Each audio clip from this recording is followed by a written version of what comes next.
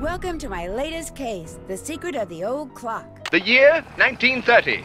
The place, the road to Titusville, where we find Nancy Drew behind the wheel of her blue roadster, pondering this question. Why did Emily Crandall, a girl whom Nancy knows only through their mutual friend Helen Corning, ask Nancy to drive all the way out to the Lilac Inn to see her? Does it have something to do? The spunky teenager turns off the main road, blissfully unaware that Emily isn't all that awaits her at the end of the driveway. No, Nancy Drew is about to get her first taste of the mystery, intrigue, and adventure that are to become her destiny.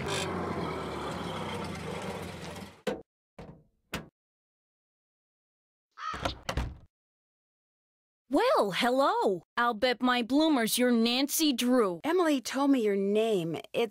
I'm Jane Willoughby. I'm Emily's guardian, but only for the next 3 months until she turns 18. Then she's on her own.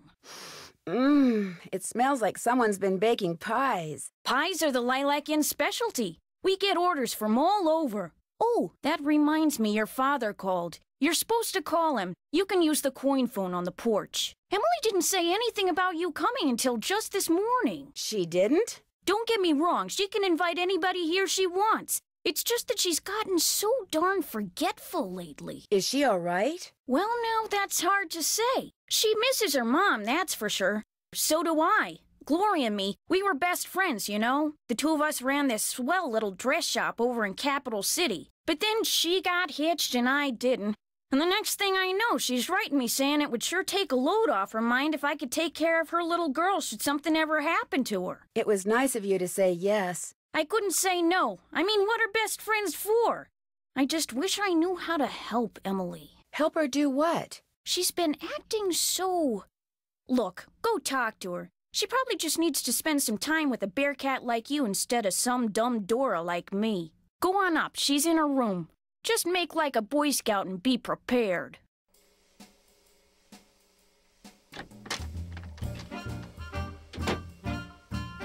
Nancy, hi. Welcome to the Lilac Inn. Oh, and before I forget, thank you for that nice note you sent me when Mom died. It meant a lot to me. When Helen told me, I felt so bad for you. I had to do something. You and I may not be best friends or anything, but you're still one of the nicest people I know. Well, thank you. That's why I'm hoping you'll do me a favor. A big favor. You and your dad. What kind of favor? Shh! What's wrong? I thought I heard something. Your father has a safe, right? You need to put something in a safe? See this jewelry? I'd like you to take it home with you and put it in your father's safe. It's beautiful. It was my mother's. The few times I saw her wear it, she looked just like a movie star. I was hiding it here in my room, but all things considered, I'd feel a lot better if you would just take it home and have your father lock it up in his safe. What do you mean, all things considered? Strange things have been going on around here. That's all I can say. I know it sounds loony, and Jane probably told you that I've been acting loony, but please do this for me. What was that? Emily, come downstairs, quick! The kitchen's on fire! Come on, we better get out of here.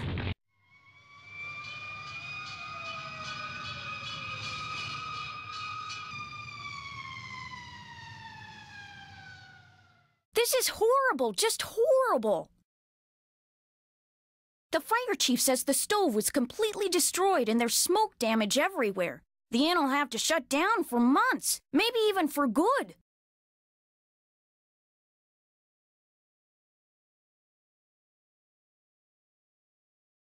Does he know what caused the explosion? It looked to him like one of the burners on the stove had been left on. The flame either went out or was never lit, but anyway, something made a spark, and boom. He said insurance companies are very reluctant to pay out when things look hinky, and that's when times are good. Who was in the kitchen this morning? Emily was the last person to use the stove. Like I said, she's been real forgetful lately. I think she's pretty upset. But it's not her fault. What with her mom passing away barely a month ago, and me showing up, this total stranger who doesn't know the first thing about kids or running a restaurant, and her trying to do everything all by herself. It's just too much, that's all. Who wouldn't go a little off their nut? I better get that. The line to the regular phone got burned up in the fire, so now the only phone we got is the coin phone on the porch. Excuse me. Oh, no! Emily?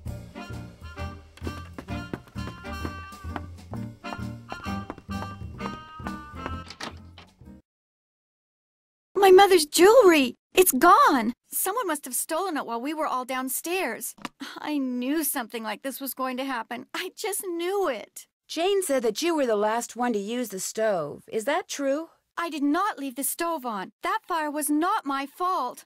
Oh, what am I going to do? Without that jewelry, I don't have a prayer of paying for a new stove. And without a stove, I'll have to sell the inn. And if I lose the inn...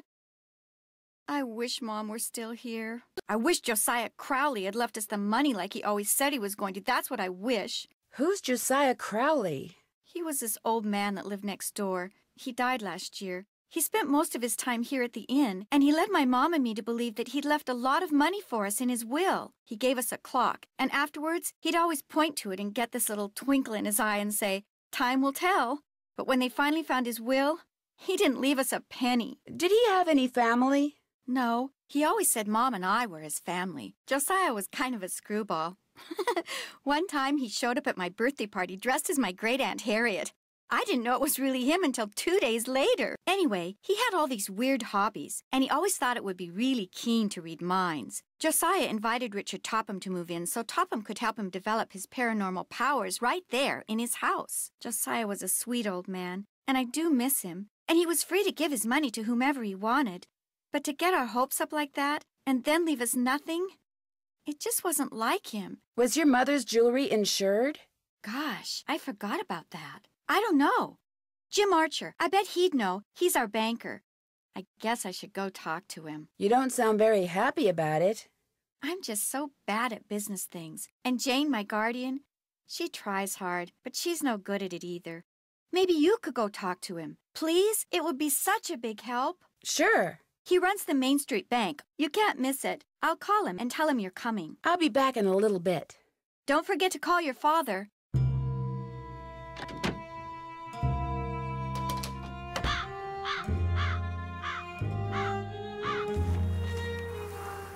Got it. Looks like someone recently had a key appraised.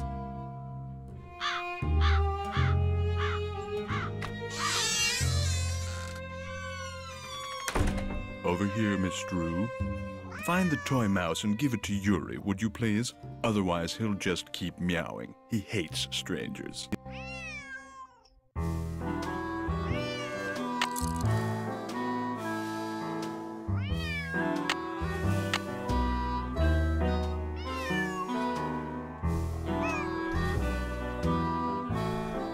How nice of you to drop by. And thank you for walking instead of parking in the driveway. I'm expecting a pupil. I'd hate for her to have to park on the road. Mr. Topham?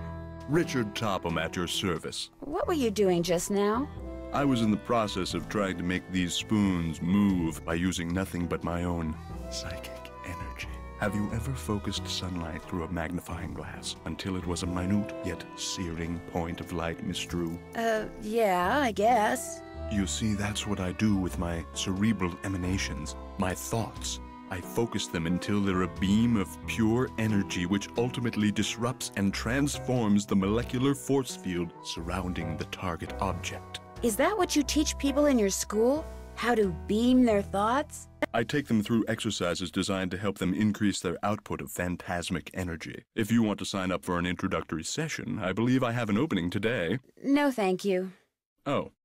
I'm afraid I'm busy, young lady, far too busy to engage in idle conversation. When would be a good time for me to come back? I'll be blunt, Miss Drew. I've discovered that the more time I spend with the, shall we say, intellectually unendowed, the more my cerebral pulsations seem to diminish. I'm afraid I cannot speak to you further unless and until you prove that you are worthy. That is, that your brainwaves are not unacceptably inferior and thus deleterious to mine. How would I do that? What I have here is an exercise in logic.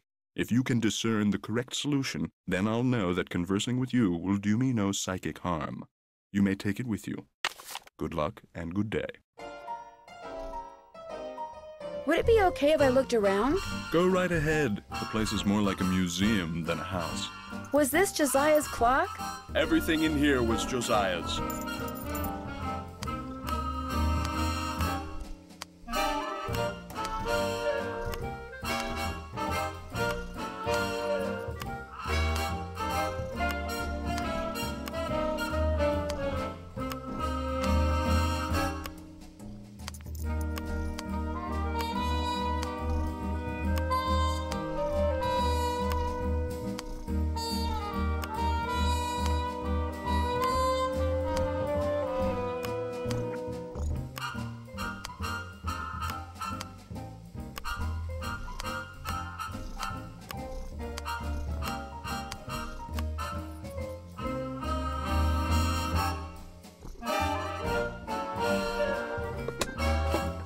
This mirror's doing in here.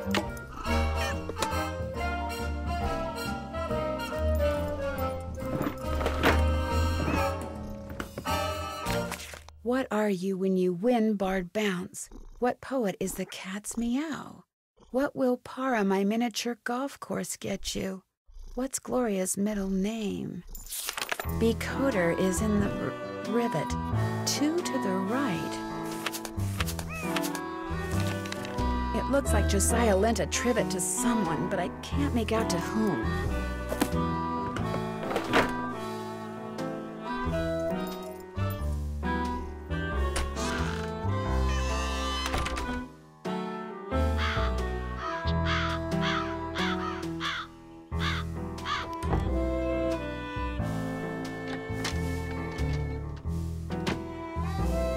Hi, Nancy. What was your mother's middle name? Lois. Why? Oh, just curious.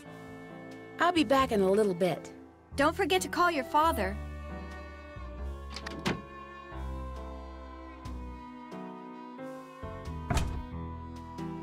Looks like I need to get the bird from one side to the other.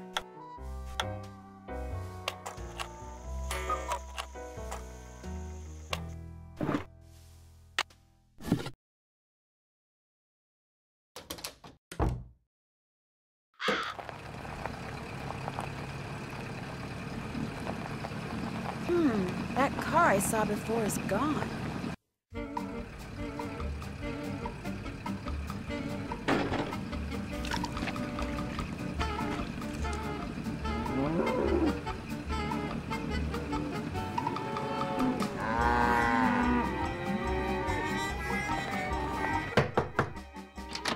Mrs. Sheldon? Yes? My name's Nancy Drew. I'm a friend of Emily Crandall's.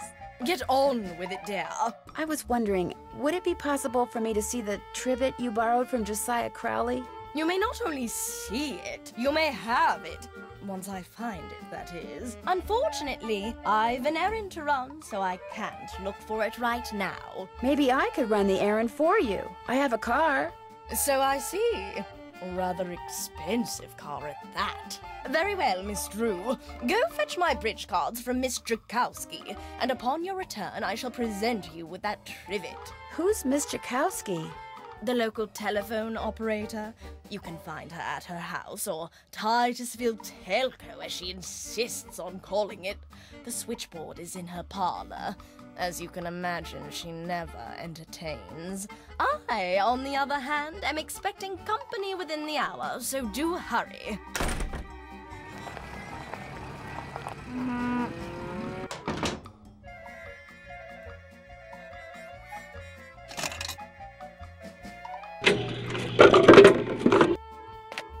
You never know when you're gonna need a toy.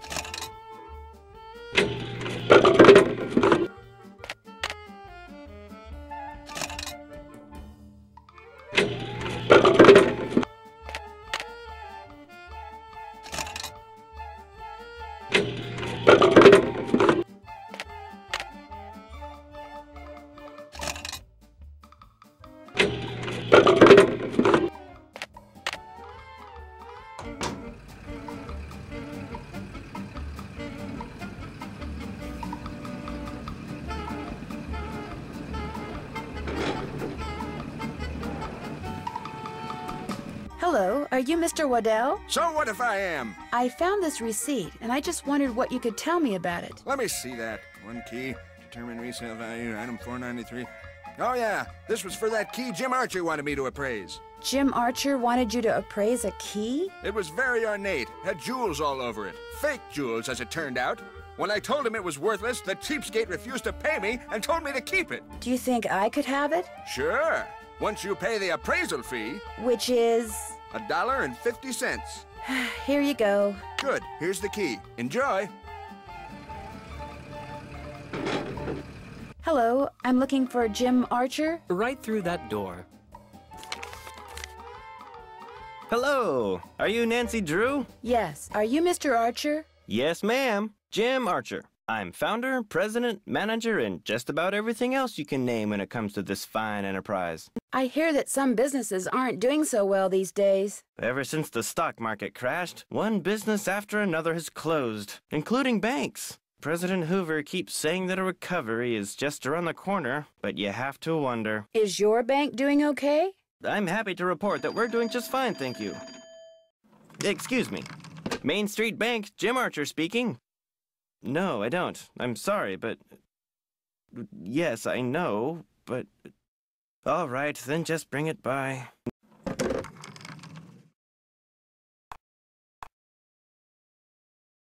Sorry for the interruption. How can I help you? I guess I'll be going. Give my best to Emily. Where did you get this clock? Josiah Crowley gave it to me. It stopped keeping time the minute he walked out the door. Hello again. The key that you had Mr. Waddell appraise. Could that be the key to the clock that Josiah Crowley gave you? It might have been, I suppose. You know about that? Yes. In fact, I paid the appraisal fee. I have the key right here. How industrious of you. You see, when he told me the key was worthless, I lost all interest in it. So, it would be all right if I kept the key for myself? I have no use for it. In fact, if you want that old clock, you can have it too. I guess I'll be going. Goodbye now.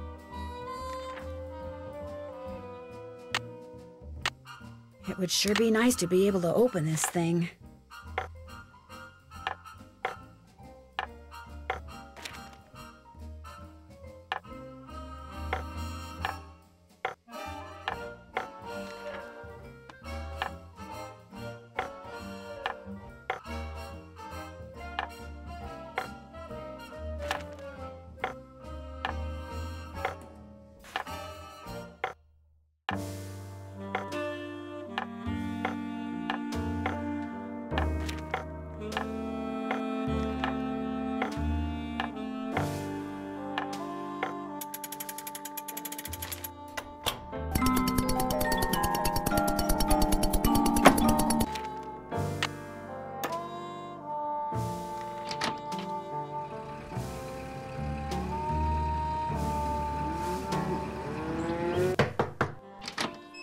Yeah?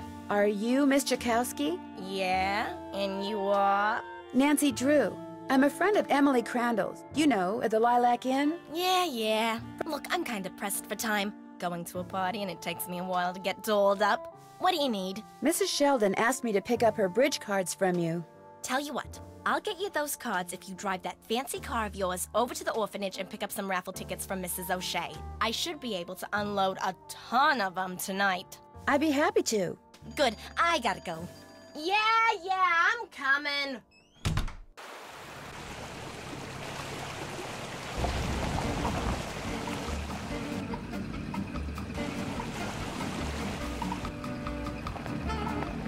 Excuse me, are you Mrs. O'Shea?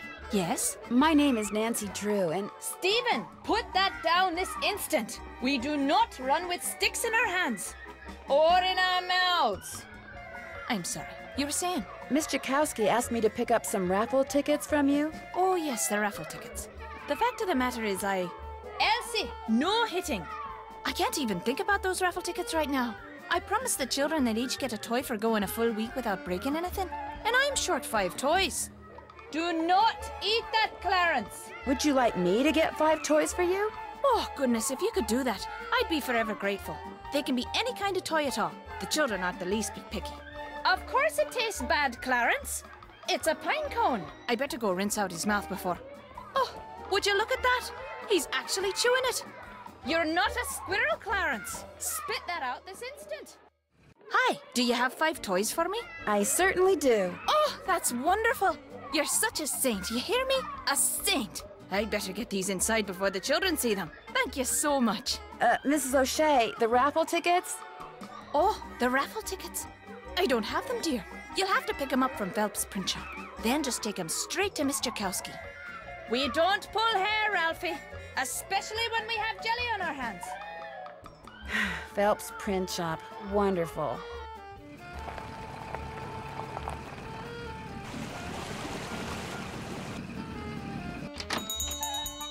Sorry, young lady, I'm about to close. I'm just here to pick up the raffle tickets you printed for Mrs. O'Shea.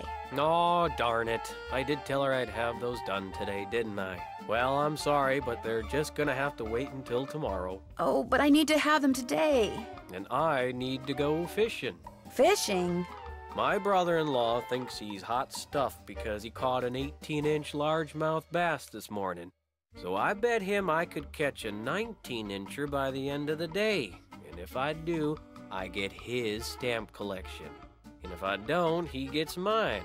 And since stamp collecting is about the only hobby I can afford these days, I'm going fishing. I know. You stay here and print those raffle tickets, and I'll go fishing for you. Not everybody can catch a 19-inch largemouth bass, you know. It takes skill and muscle and brains. Bass are pretty smart. I can do it, Mr. Phelps. You better be right, because you're not getting those raffle tickets until I get my 19-incher. You can use my gear. I left everything out at the fishing hole. Great. I'll see you later.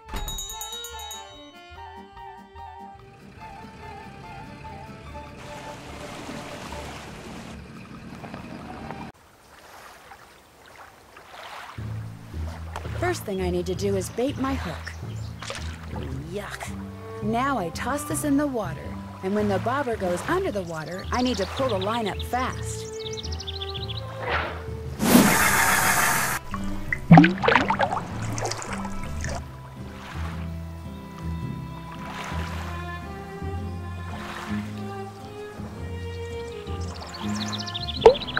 I caught one! Looks like 19 inches to me.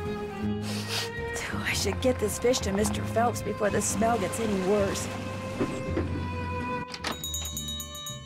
Let's see what you got in there. How about that? You did it. Here, let me take it from you. Please do. I think it's starting to get a little ripe. Just rest yourself a minute while I get those raffle tickets. There you go. 10 dozen tickets to the annual Orphans Benefit. Now, if you'll excuse me, I have to go make a telephone call. To your brother-in-law? Yeah, the one who used to collect stamps. Bye.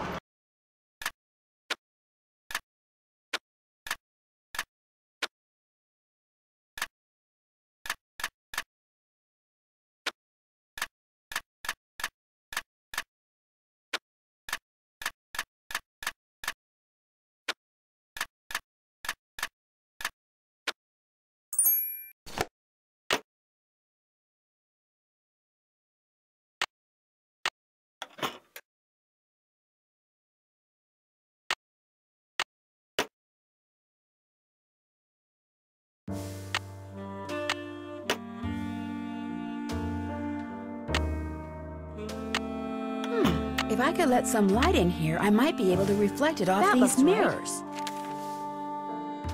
Am I smart or what? I'm getting there.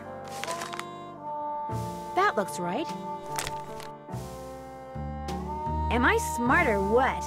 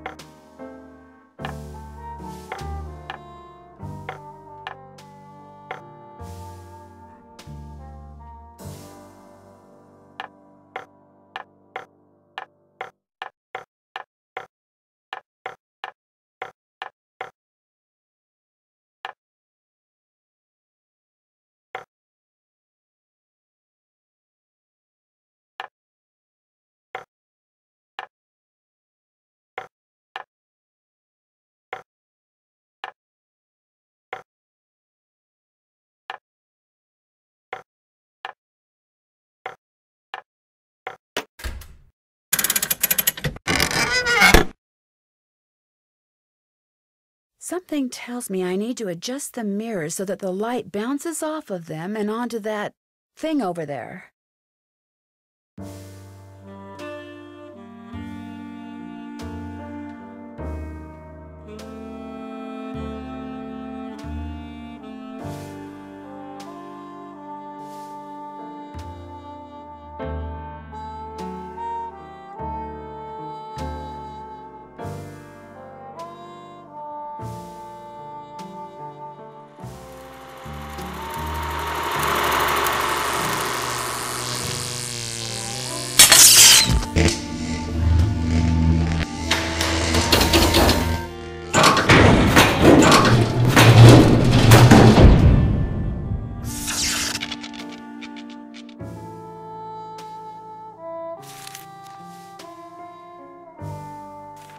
Maybe I should ask Richard Topham if this crystal ever got delivered.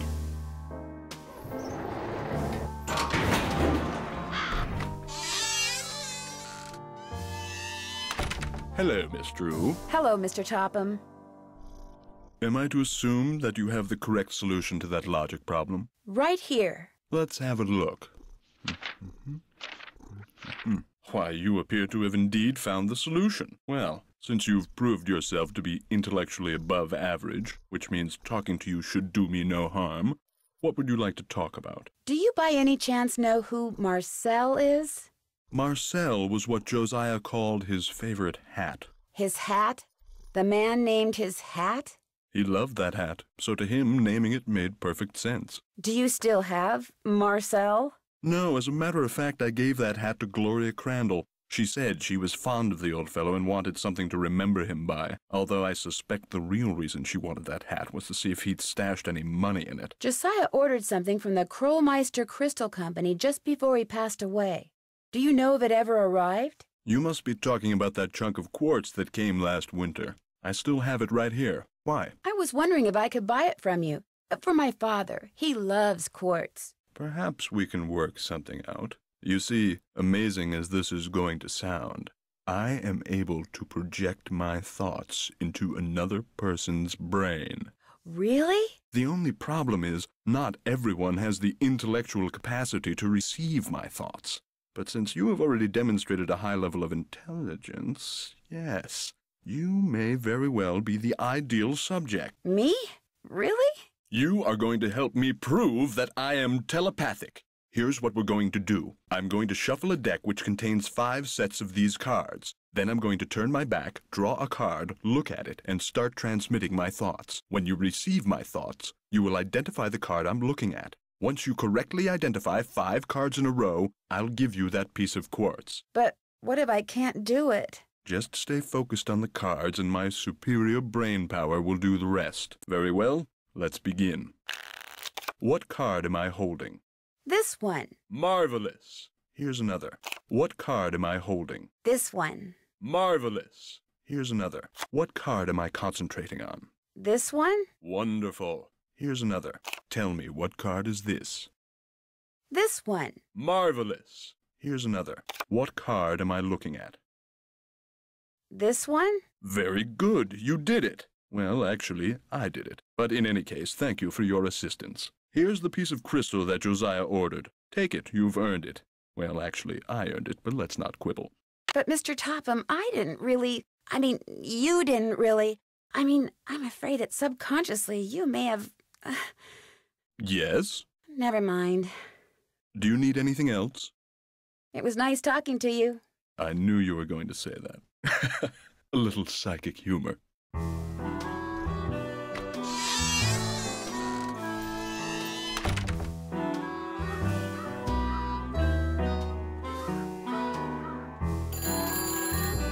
I guess I should answer that. Hello? Nancy? Dad? Oh, shoot, I was supposed to call you. Yes, you were. The phone company said this was the only line into the Lilac Inn now. What happened? It's kind of a long story, but what about you? Is everything okay there? Everything's fine. I called because I'd like you to run an errand for me, that's all. Sure. What do you want me to do? I need to get some documents from a colleague over there. I thought since you were in the area, you could pick them up, save him paying postage. Sure. What's the address? He said he'd just leave them for you at the telegraph office. Just drive into town and look for Tubby Telegrams. He said you can't miss it. Will do. These papers are extremely important, Nancy. I will pick them up, Dad. Good. Remember, watch your gas gauge and get gas when you're low so you don't run out. And try to avoid potholes. The more you hit, the likely it is you'll wind up with a flat. Yes, Dad. And if you do get a flat, take it off and put on your spare, and then head straight to a gas station and get it fixed. Yes, Dad. All right, lecture over. Have you found out why Miss Crandall asked you to visit? I'd rather not go into it right now. All right, but in the meantime... I know. Pick up those documents. That's my girl. Goodbye, Dad. Keep in touch.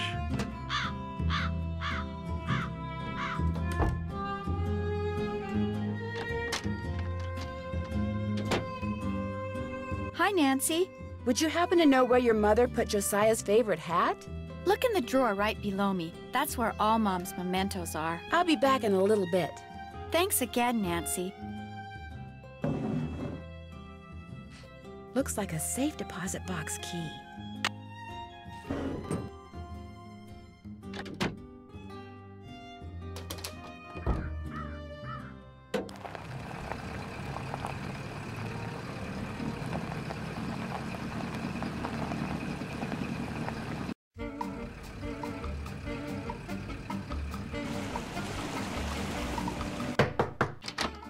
Hi, you got those raffle tickets for me? I sure do. Great.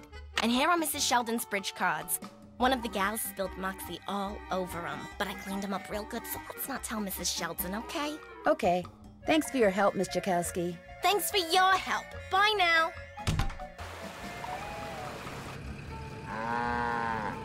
Hello, Mr. Waddell. Now what? I need for you to cut a blank from this piece of quartz. No big deal. Let's see it. The blank needs to be just like the one you made before for Josiah Crowley. Like I said, no big deal. You're gonna have to cough up $2, though. You can pay me when you pick it up. Good day.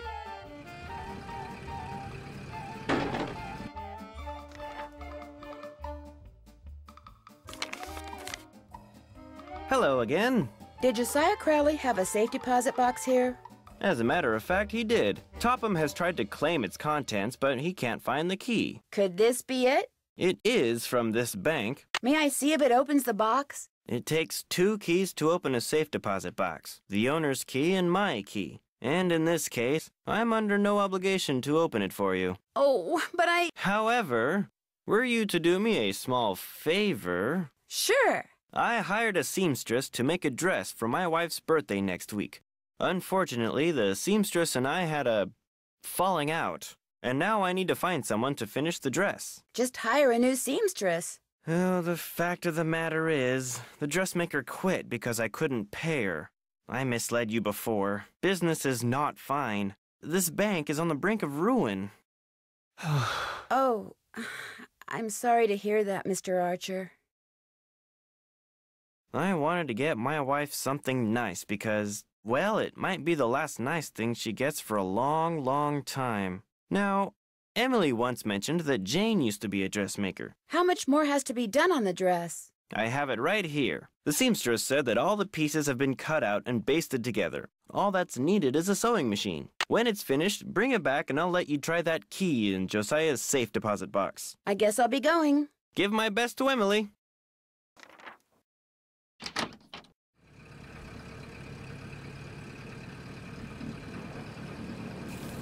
Something I can do for you? Well, my name's Nancy Drew, and my father said Say no more. You're here to pick up some papers. They're in that envelope.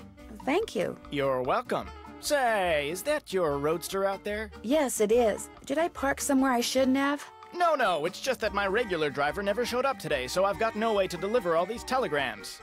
How would you like to earn some extra cash? You mean you want me to deliver them for you? You've got a car, you're trustworthy, or at least your father thinks you are, so what do you say? I'll pay you 25 cents each time you complete a delivery. And you might even get some tips. Okay, sure. Great, you're hired. Here, deliver this to Seymour out at Blenheim Nursery. Come back when you're done and I'll pay you and give you another telegram to deliver. Great. See you in a little while.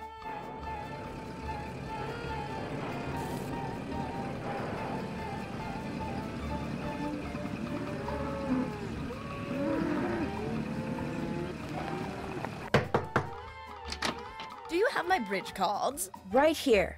Good. And here is Josiah's trivet. I didn't realize when I asked to borrow it that it was such an eyesore. But once a sumptuous dish of my buff stroganoff was placed atop it, I assure you, no one noticed. Now do run along. My guest will be arriving any minute, and that dress of yours, it's, well... I like this dress. It's very flouncy.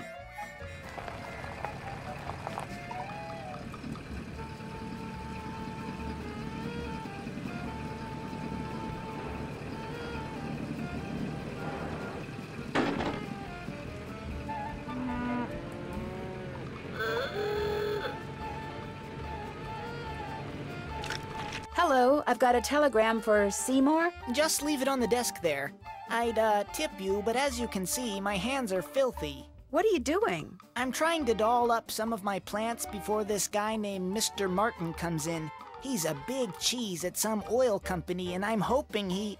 Ow! Did that plant just bite you? It did kind of feel that way. I think I'll be going now. Bye!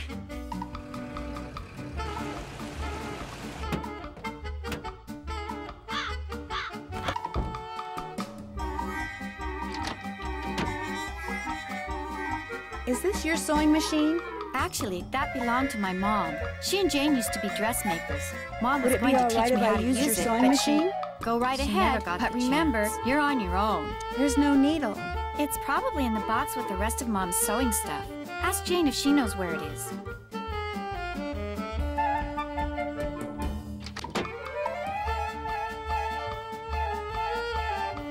So, is Emily all right? Someone stole her mother's jewelry. What? She was showing it to me just before the explosion. Now it's gone. Someone stole it while everybody was rushing around trying to put out the fire?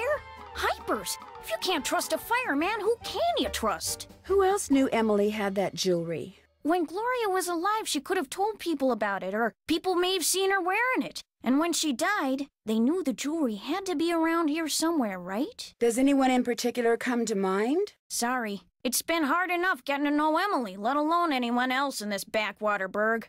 Well, guess better go call the sheriff. Would you happen to know where the needle for the sewing machine in Emily's room is? I moved all of Gloria's sewing things out of there and put them in a little box. Look, I'm supposed to get the pies we baked before all the hullabaloo this morning ready for the delivery man. They gotta be put in the shipping container just so, or he casts a kitten. This is how he wants them organized. Now why don't you go out on the porch and get those pies ready to go while I look for that sewing box? Sounds good.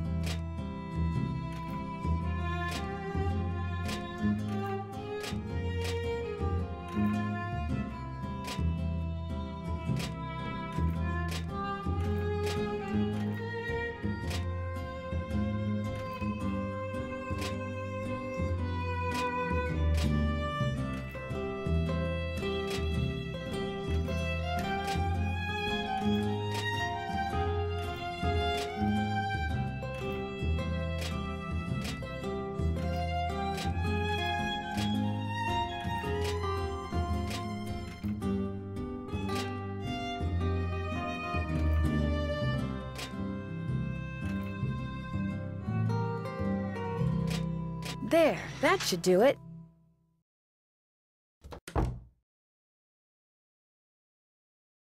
Looks like there might be some kind of tunnel around here.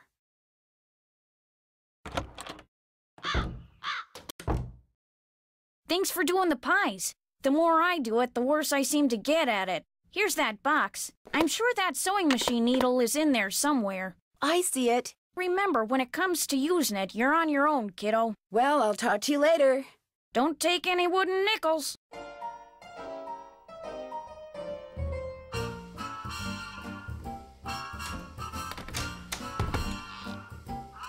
Looks like this lever opens the couch. From the looks of those lanterns, I'm not the only one who's been down here recently.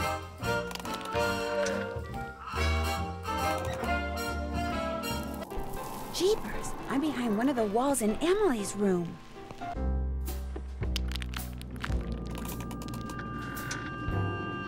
I should ask Jane about the photo I found that allowed me to find that staircase that goes behind Emily's room. An old swell, $1. This piggy bank looks like it's been here for a long time.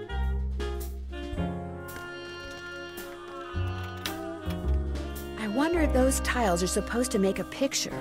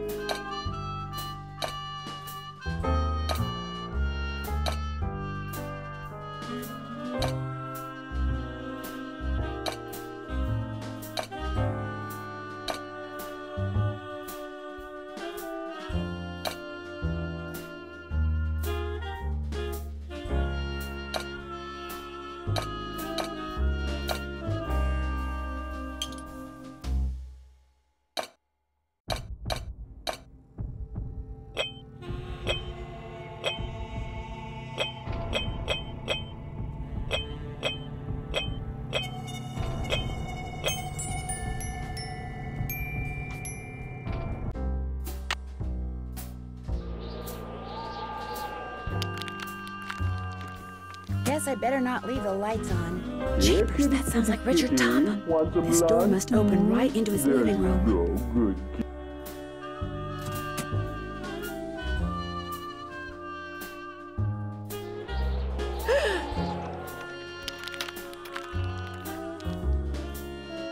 Guess I better not leave the lights on.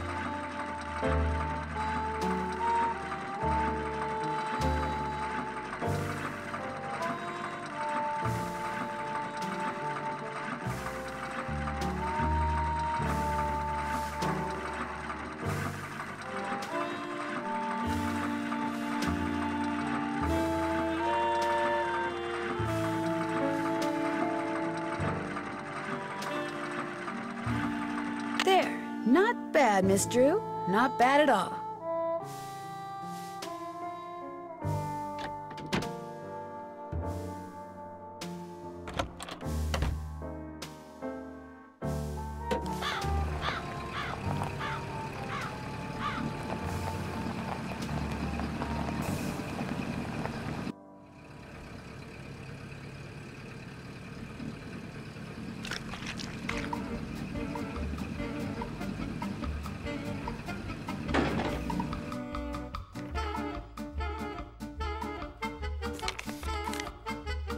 How's the dress coming? All done. This is beautiful. Thank you. Now let's see if that key you found opens up Josiah's safe deposit box. But that is not Josiah's will. It looks like some kind of journal. Would it be okay if I kept this? If it was money or jewelry or something like that, I'd turn it over to Topham. But a journal? Finders keepers as far as I'm concerned. I'll be at my desk if you need me. It's locked, naturally.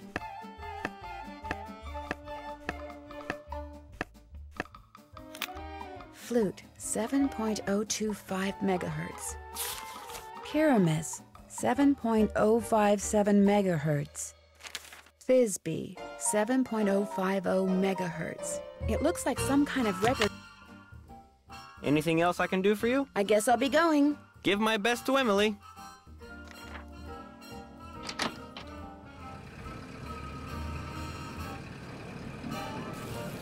Did you deliver that telegram? I sure did. Good for you. Here's your money. And here's your next telegram. Take this to Counselor Alice out at Camp Avondale. Keep up the good work.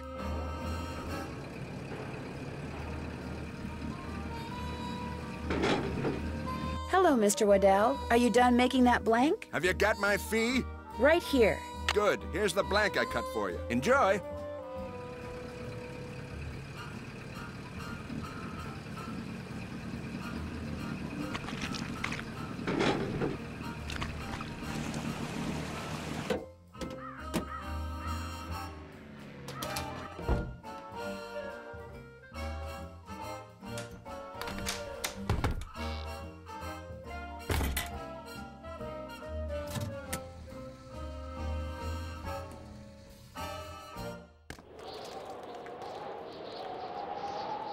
Guess I better not leave the lights on. I don't hear anybody. Now would be a good time for me to sneak inside and have a quick look around. Clear your mind of all thoughts. Think about nothing save facts, Spook. Yori, be quiet. You're disturbing us. Mr. Topham? Yes, Mrs. Denman. Josiah must have circled these quotes, but why? Something tells me I better write down all the stuff that's circled here in my journal. Is it okay if I drink? Yes, it's okay if you drink.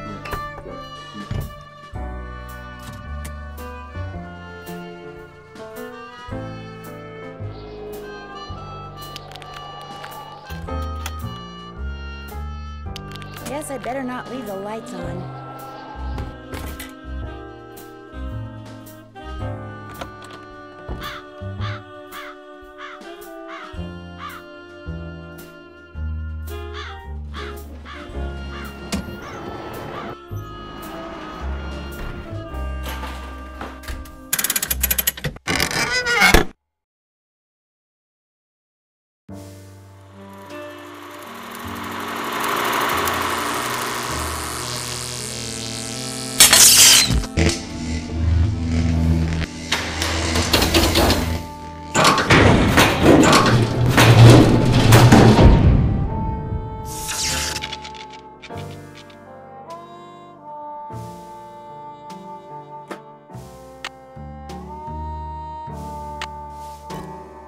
Looks like Josiah was a ham radio operator.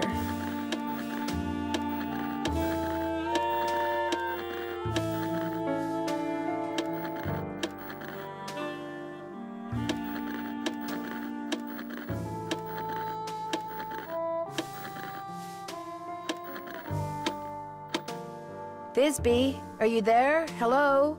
I'm Thisbe, but only Puck calls me that. Who's this? My name's Nancy Drew. I'm afraid I have some bad news about Puck. Oh dear, they closed the play he was starring in, didn't they?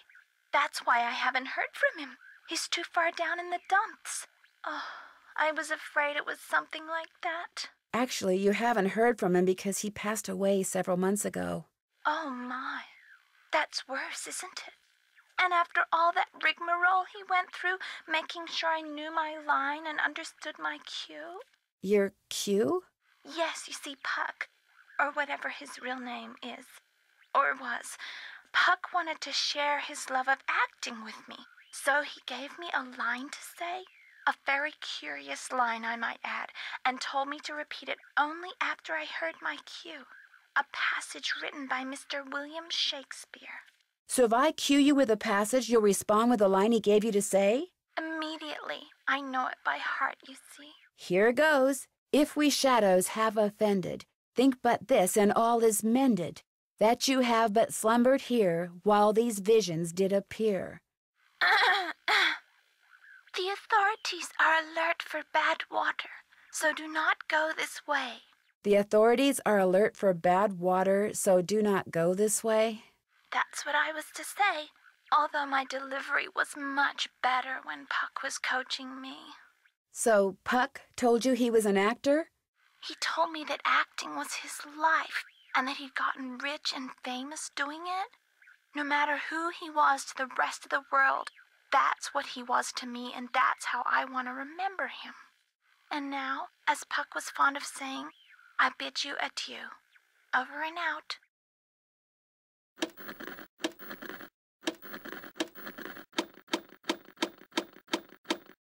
Hello? Can anyone hear me?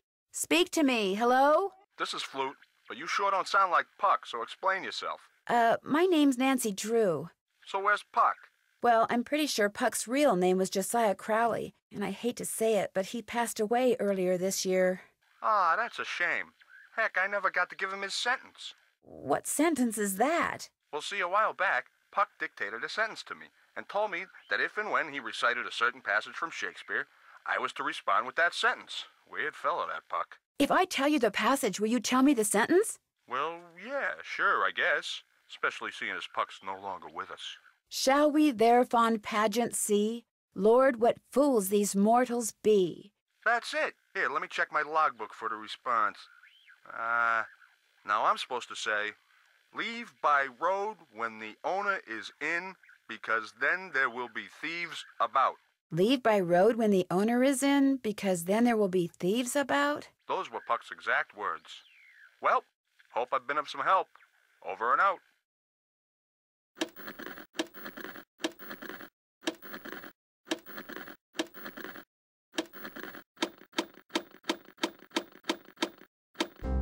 Is anyone out there?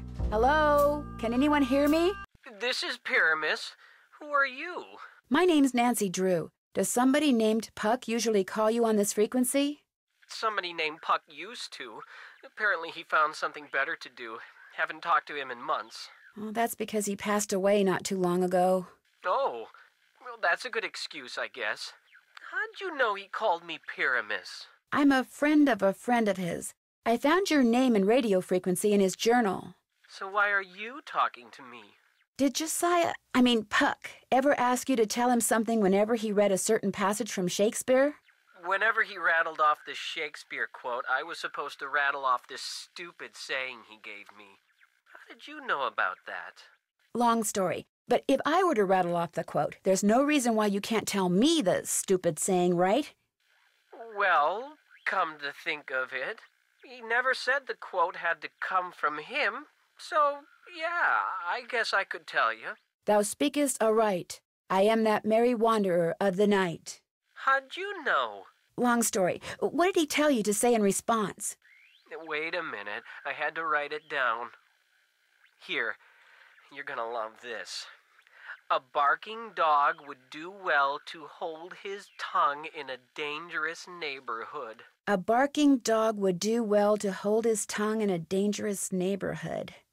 I told you it was stupid. I really appreciate your help. Just out of curiosity, what kind of car did Puck drive, do you know? I don't think he had a car. And he tried to tell me he was rich. Over and out. I wonder what these symbols mean. Flute is a character in A Midsummer Night's Dream.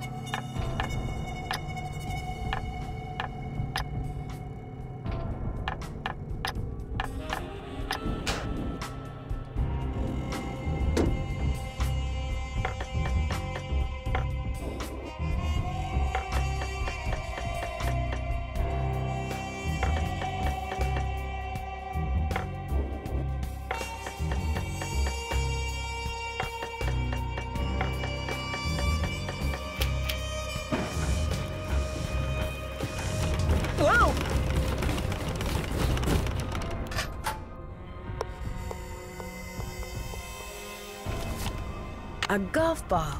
No doubt meant to be used on that golf course of Josiah's.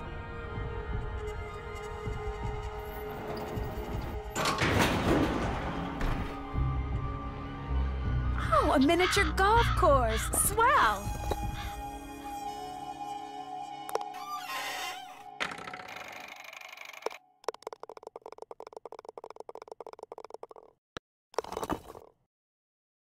Another safe deposit box key?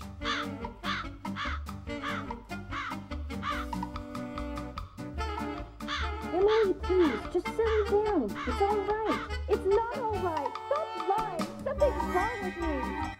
You've got to go talk to Emily. She's in a bad way. What do you mean? What's happened? Please, go talk to her. She won't listen to me. I'm no help at all.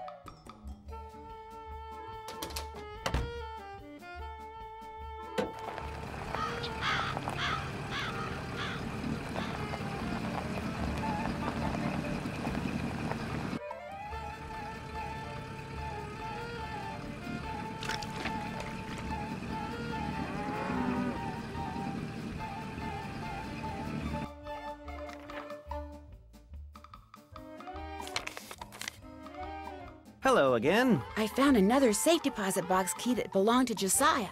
Impossible. Josiah only had one box, and you've already opened it. Can you tell me whose key this is? It is one of ours. Where did you get it? I won it playing golf at Josiah's with a special ball. I had to ace one of the holes. Why does that sound familiar? I know why. That's what Clara always called me, her ace in the hole. That's who this key belongs to, Clara Pickford. So, Clara Pickford was really Josiah Crowley in disguise. Apparently, he loved playing tricks like that on people and hiding things right under their noses. Wonder what this is. Gloria Dowd, now Crandall, and Jane Willoughby, circa 1912. Jane Willoughby? That doesn't look the least bit like Jane Willoughby. No, it certainly doesn't. I'd better get back to the Lilac Inn and have a talk with her right now.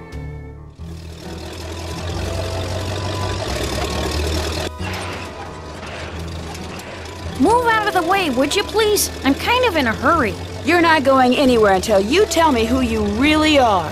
What are you talking about? I just saw a picture of Jane Willoughby, the real Jane Willoughby. It's been swell knowing you, sister.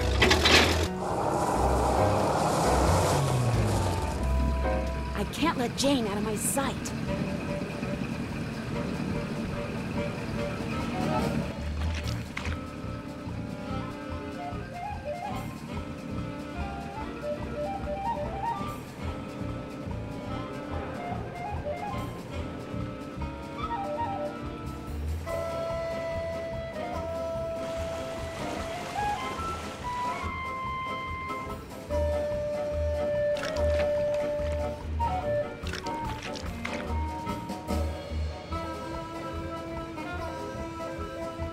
She's heading for the state line. I know. I'll take a shortcut and head her off.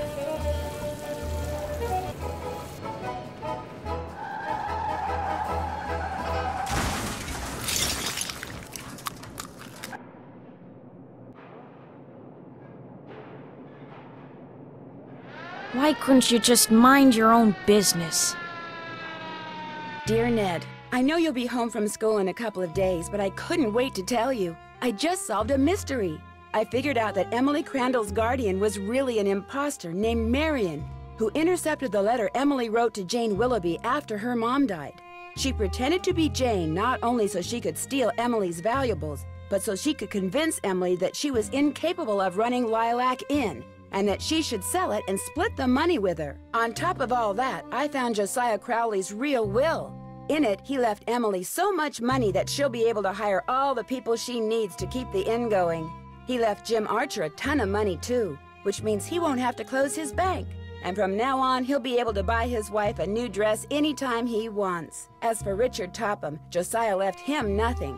Although Topham still refuses to admit that he forged the first will and insists that he's going to contest the will I found. Dad says it's highly doubtful he'll succeed, and that he'd be better off sticking to spoon tricks. Anyway, when you get home, I'll give you all the details over a nice big piece of slightly damaged cherry pie. Wait till you hear that part of the story. As always, Nancy.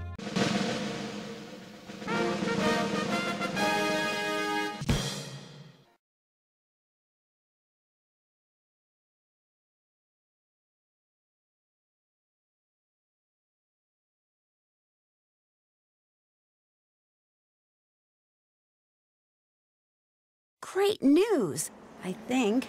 See, Frank and Joe Hardy have invited me to help them solve a mystery. Only this mystery takes place on a train. But not just any train. A train that was found abandoned years ago in the middle of nowhere. All of its passengers had simply vanished. Some people say the train is jinxed. Others say it's haunted. I mean, it'll be fun to finally get to work alongside the Hardy boys. But I just hope the trip we're going on doesn't turn out to be, you know, one way.